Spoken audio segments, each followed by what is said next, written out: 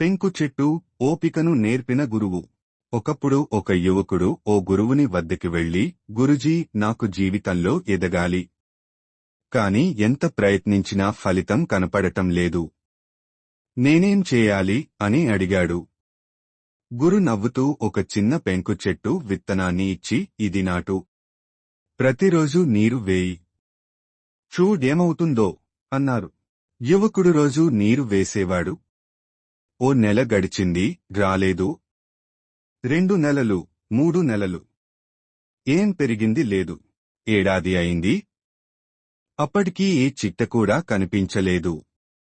కాని యువకుడు ఓపికతో నీరు పోస్తూనే ఉన్నాడు. 2వ సంవత్సరానికి ఒకరోజు చెట్టు అకస్మాత్తుగా పెరిగింది. కేవలం 6 వారాల్లోనే ఆ చెట్టు 60 అడుగుల ఎత్తు పెరిగింది.